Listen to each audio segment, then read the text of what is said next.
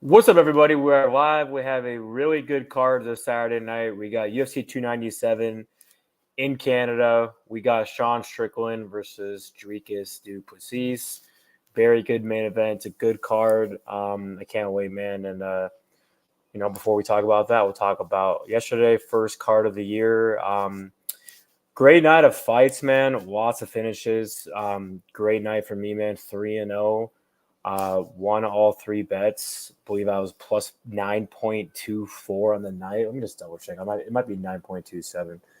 But yeah, big night for me. 9.27. So I had Joshua Van in a parlay with Manel Kopp, and that fell through. So I had Van straight at like minus 250.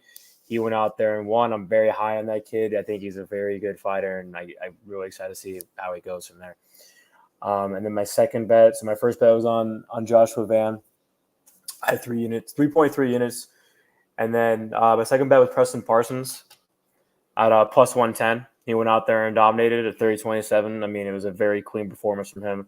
So very, very good win for Preston Parsons. And then my last bet of the night was Mario Batista, 3 units plus 155. One thing that I've learned in my betting game is that you could watch other predictors and like pay attention, on Twitter and stuff and see who all your homies and stuff bet. But in the past, I would have let others persuade me. And I don't do that anymore, man. Everybody was telling me not to bet Batista. And I went with my gut. I did my tape and I told myself I got to do it, man. I think he's a better fighter. And he went out there and dominated him, man. I mean, I thought it was 30-27. And one of the judges scored the first round for Simone, but I thought Batista destroyed him. So, yeah, great win for Mario Batista. Cashed on Mario Batista, 3 units plus 55, 9.27 units, boys, on the night. So a very big 2024 start for me. And I hope everyone else, man, did good. Please like and subscribe. And without further ado, man, let's dive into this card.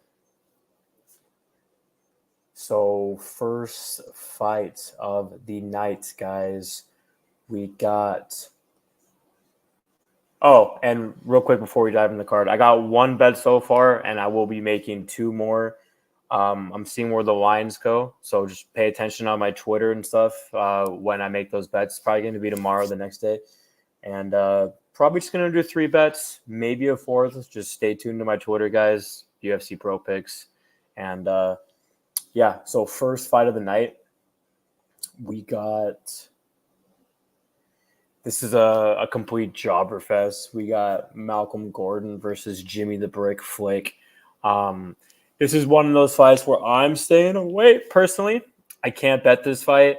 I feel like both these guys are at the bottom of the division. They're complete jobbers in my opinion. And one thing that I want to take into account is – I'm not really in the business to fade Canadians in Canada. I mean, the last Canadian card, every Canadian fighter won. I mean, I'm not going to sit here and say that could happen again, but it's tough to fade these Canadians in Canada, man. Like I said, there could be some fighters on this card that aren't Canadian, that be other Canadians, but I'm just not really that confident in fading the Canadian. But I'm going to pick Jimmy the Brick Flick. I think that he's the better fighter. I'm just not betting this fight. I would never bet this fight, guys. It's just one of those fights where jobber versus jobber, and I'm not confident in either one. So I think Jimmy the Brick Flick has the better ground game. I don't think Gordon has the power to hurt him on the feet. They're both chinny. They both have really bad chins. Their gas tanks aren't good. Yeah, they're both BJJ black belts, but I mean, I think Jimmy Flick has a better ground game. I'll pick him to get the win, but I'm not betting it. So I'll pick Jimmy Flick. No bet. Next fight, we got Jasudavicius versus Priscilla Cachoeira. Jasmine's minus 400. I do think it's a good spot for her. I think that it's a very bad matchup for Cachoeira. Maybe Jasmine in the distance might be a sneaky play, but I'm not really in the business to parlay in minus 400. So shout out to my boy Kelton. I mean, he likes that. He likes to go on the Smoothie King. If you catch my drift, he's parlaying minus 400 Jasudavicius, and I think it's going to cash. I'm not really in the business of doing it. So I got Jasudavicius by finish, but I'm not betting it. Next fight, we got another jobber fight. We got Johan Lainesse versus Sam Patterson. This is another one of those fights where I'm actually picking the underdog, Sam Patterson, but I'm not betting it, man. I can't, dude. I have no confidence in Sam Patterson's chin. He's actually going up in weight now. So I mean, last fight he lost to a midget at 155. Now he's going up in weight. I do think he's a better fighter. I mean, I've pretty much bet Johan in a lot of his fights in the UFC, man. I mean, he looked so good at Contender Series, and he looked so good against Gabriel Green until he gassed, and then I bet on him versus Darian Weeks at plus money, and I was there live, and I got lucky, man. He lost that fight 100%, and then I think I bet on him versus Mallot. That was one of the worst bets I've ever made in my entire career, but he's just low volume. He looks gun shy out there ever since that Green first round, man. I mean, he doesn't look the same. He looked so good at Contender Series and against Green, but it's really hard to really see where his head's at. And Patterson's a younger fighter. I think he has more volume, but like I said, it's just like the first fight, guys. Complete jobber fight. You got to pick your spots when it comes to betting, and I just don't want to have any part of a jobber fest like this. I'll pick Sam Patterson, get the win, but I'm not betting it. So next fight of the night, we got Robertson versus Viana. This is a good fight, but I mean, another thing I want to say, man, I'm not in the business of parlaying Jillian Robertson at minus 225. I mean, one day she could show up and look really good. One day she could look like crap. I mean, this is a good matchup for her, but at the end of the day, Viana's the better striker. I mean, Robertson's not going to be the better striker against pretty much anyone she fights. So, and Viana has a good ground game. Would it surprise me if she choked her out? No, not at all. But I mean, I think Robertson has the better ground game. I think Robertson will get her down on the map, but Viana could take her down as well. And Viana has pretty sneaky boxing on the feet. But, I'm going to pick Robertson. I think that she survives the onslaught from Viana in the beginning. But I'm not confident. I mean, I would not parlay Robertson, man, at minus 225. I mean, there's no way. If Robertson was like minus 150 straight, maybe. But, I mean, I'm just not in the business, guys, of parlaying her at Big Jew. So I'll pick the Canadian here. But no bet. What up, Hernandez? So next fight, we got Sidey versus Ramon Tavares. This is a good fight, man, because both these guys are for Contender Series, and if you watch the first fight on Contender Series, it was a controversial loss. I actually just rewatched it, and Tavares was pretty much messing him up, dude, until he got dropped, and it was a controversial, finish, and then Tavares looked really good, man, against that guy with that weird name, Controversial or whatever. It's one of those weird fights, man, where Tavares is a brawler, man, and he has good pressure and stuff, but like Sidey's the bigger dude, and he's long and he's technical, and like I said, he's the Canadian. So I'm going back and forth in this fight. I'm gonna pick the Canadian here to get the job done, either by finish or decision. But I'm just not confident, man, in betting this fight either. So next fight, we got Jourdain versus Sean Woodson.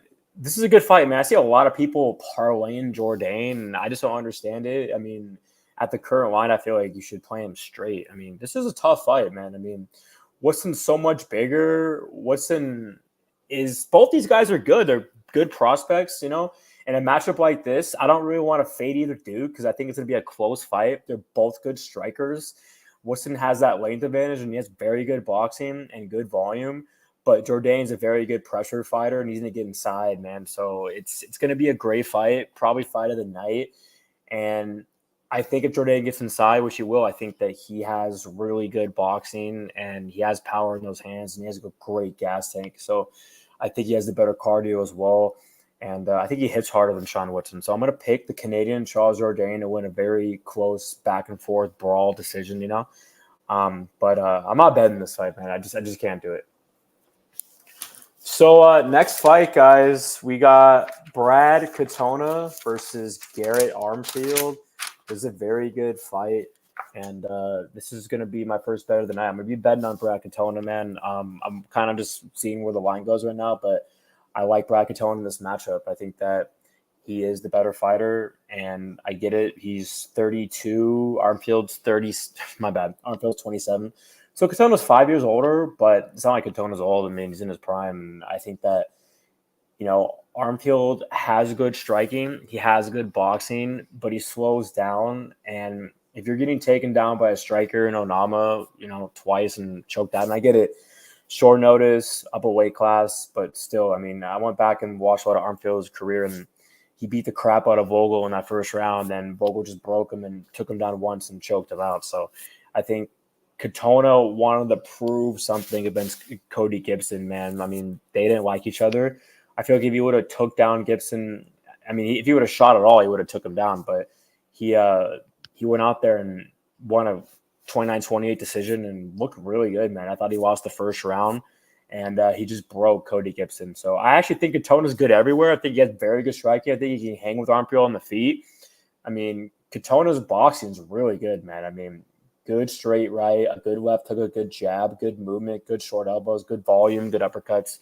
But the reason why I like him so much in this fight is because he's well-rounded. He has a grappling advantage. I think that, if Armfield lands some big shots, Katona's going to shoot and get him down. Katona's very durable, and I think he's a huge cardio advantage here. I mean, Katona is known for his gas tank, man. I mean, that's how he beats a lot of these opponents. He just doesn't get tired. He keeps on pressuring, and he has very good fight IQ, man. So I do think Armfield's no slouch. But the guy that he beat last fight, Gazama, might be the worst fighter I've ever seen in my entire life. So, I mean, I'm not going to take a lot of stock in that. And Armfield slows down. You watch the tape on him, man. He slows down a lot, dude. So, I like Brad Katona here. And I think he has a lot more ways to win, dude. So, I think that he's going to mix it up and get him down and kind of break a guy like Garrett Armfield. And I don't see Brad Katona losing at home either. So, give me Brad Katona by decision, and just watch my Twitter, guys, because I'm going to be betting him right now. He's like minus 175. I'm just seeing where the line goes. But, I like Brad Katona. So we got the main card, guys. Yeah. First fight of the main card, we got Arnold Allen versus Movsar Evloev. This is a very good fight. I'm just not really in the business right now to fade Movsar Evloev. I think that he's a very good fighter. I think Allen's good too. I think Allen's probably the better striker, but I think Movsar's going to get takedowns. And I think Movsar's pace and his pressure is too good, and he has great boxing as well. So, it's the battle of two good fighters. I mean, both these guys are top 10 guys, and I just think that the cardio and the pressure and Evloev's going to be relentless. He's just going to keep on shooting. I think he can get on Allen down, and I think if he doesn't pressure, Allen's going to pick him apart because Allen's a great fighter and he has good striking. But I just think Evloev's going to get inside and shoot and take him down. So I'll go with Evloev by decision. Next fight, we got Chris Curtis versus Marc-Andre Barriault. This is going to be just kind of like the Mario Batista-Simone fight. I'm betting Barriault, and a lot of people are going to be telling me not to, but I'm going to have to do it. I'm looking at the line right now. I'm probably going to bet it tomorrow. He's like plus 155. I'm going to see if it gets better because a lot of people are picking Curtis and stuff, but I like Barriault here, guys. He one big thing, is the youth. And I get it. Someone's going to be like, well, what about the Katona fight? Because, I mean, Katona's 32 and Armfield's 27, but I mean, that's a lot different than what I'm about to say right now. I mean, Curtis is going to turn 37 this summer, and Barriault just turned 33. So I think Chris Curtis is getting old, man. He's slowing down. You watch his fights. I mean, he's winning. He wins his fights, and before he gets to KO, he's losing. I mean, it's just Barriault has him covered in a lot of the areas. I mean, grappling wise, I don't see Barriault, shooting. I mean, he has the better grappling, but it's going to be a striker versus striker fight. And I think that Barriault has more volume. I think that, he has a very good chin. He's been knocked out once against Shitty. So, I mean, Curtis could knock him out, but I mean, if he doesn't, he's not winning a decision in Canada against Barriault. That's one big thing I see right here, man. There's no way Curtis is winning a decision. He's going to have to knock him out. And Barriault's a dog, man. I mean, he has very good heart. He's very durable. And both these guys are slow starters too. So, I mean, I feel like the first round's going to be close, and I just think Barriault is going to land more, man, land more shots, and, volume wins fights. Chris Curtis is so low volume, dude. So at the end of the fight, Barriault's going to land the significant shots. And I don't know if Barriault's going to go out there and drop him or anything. Both these guys are very durable. But, Curtis has good body shots and all that stuff. But, I mean, and good cardio. They both have good cardio. But I think Barriault he's been looking so much better ever since he went to Killcliff, man. I like his pressure. I like his pace. The reach advantage is going to be the same, I believe. No, okay. So Curtis has 75.5 reach. Curtis has Barriault 74. Barriault lands 5.95, absorbs 5.22. Yeah, Curtis lands 5.36 and absorbs 6.30. So, I mean, yeah, man. I mean, both these guys have good chins, but I mean, Curtis got completely dominated last fight against Tamayev, and then before that, he took a lot of damage against Kelvin. I mean, this guy's turning 37 this summer, guys. I mean, he's getting old. I mean, I feel like he's going to be slowing down. He's 1-2 in his last 3 fights. I mean, I just don't understand, a lot of people are going huge on him here, man. I think it's one of those spots where not a lot of people are going to be betting Barriault. It might be one of the only ones on Twitter, and I like that, man. I like that with Batista, and I'm going to like it here. So he's fighting at home. I feel like that's going to have the advantage for him. He's 3 years younger. That's an advantage. He has more volume. That's an advantage. He has a grappling advantage. Not that really matters. He's the bigger fighter. That's an advantage. He's 3-1 in his last 4. He has momentum going in. He's very good in the clinch. Nice short elbows. So, yeah, I mean, he lands a lot, man. I mean, Curtis does not land a lot at all, man. You watch Barriault's last couple of fights, 109 against Marquez, and, I mean, in the second round, he knocked him out. 95 last fight against Anders. I thought he dominated Anders, man. Won every round. Good left hook. He's improved. Yeah, man. I mean, this is a good spot, man. I'm betting Andre Barriault, guys, and just look at my Twitter, guys. I'm probably going to be doing it tomorrow, but I think it's a great spot for the Canadian here, man. So give me Andre Barriault for the win. I've seen him win a decision in Canada, guys. So next fight, Neil Magny, Mike Mallot. Yeah, I got Mike Mallot here, man. I think he's going to go out there and finish Neil Magny pretty easily, in my opinion. I'm not going to parlay him or anything. Maybe I'll bet him in the distance, but yeah, Mike Mallot is a good prospect, man. I didn't really think he was going to be what he is, to be honest. I mean, I'll say that right now. So I definitely thought that Magny could be live, and then I watched the tape, and I'm like, nah, dude, Mallot all day. So I got Mallot by submission. Co-main event, we got Bueno Silva versus Raquel Pennington. I'm not in the business of betting this fight. It could get ugly. I think Bueno Silva is a better fighter, but, I'm not betting this. I hope she wins. She won me some dog money, against Holly Holm. So I got Bueno Silva. Main event, the fight we're all waiting for. We got DDP Duplessis versus Sean Strickland.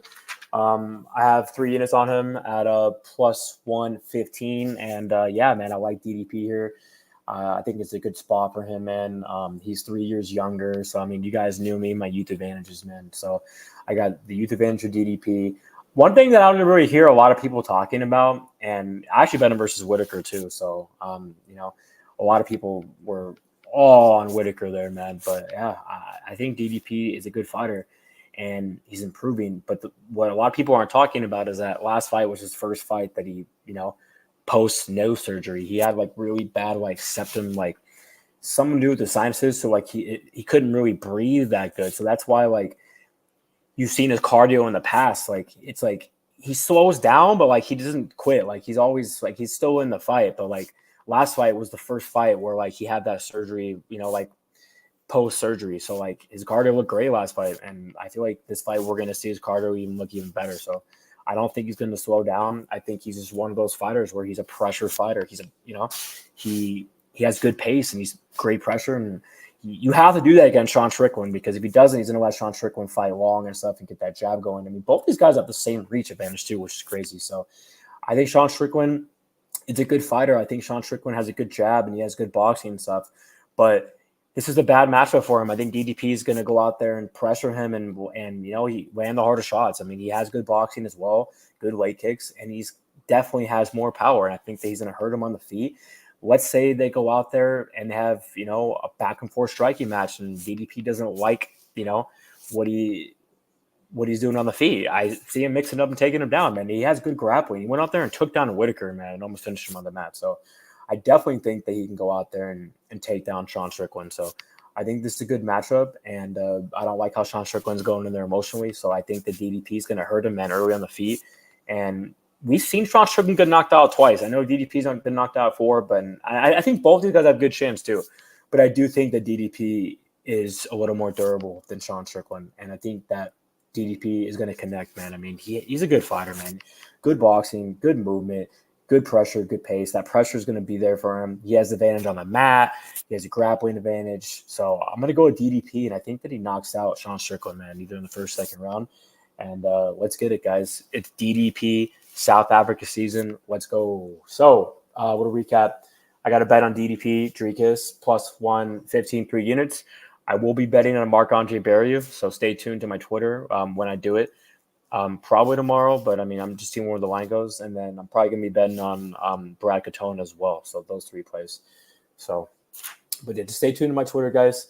Thanks for everyone showing up, and please like and subscribe. You guys know that I do this for fun. You know, I'm not going to be on here begging for subscribers and all this stuff. This is a pure hobby for me, man. I love talking about UFC, and I love betting, man. So it's a lot of fun. So one more little we'll recap my picks. So we got DDP, we got Bueno Silva, we got Mallot, we got Barriault, we got Evloev, we got Katona, Jourdain, Sidey, and Robertson. And then we got Patterson, Jasudavicius, and Flick. So there you guys go. Yeah, man, I hope everyone beats the bookies this week as well, and we all have a good winning night. And I hope everyone has a good rest of the Sunday night. Appreciate Gerardo, man. What up, Mika Reynolds? And later, guys. Peace out.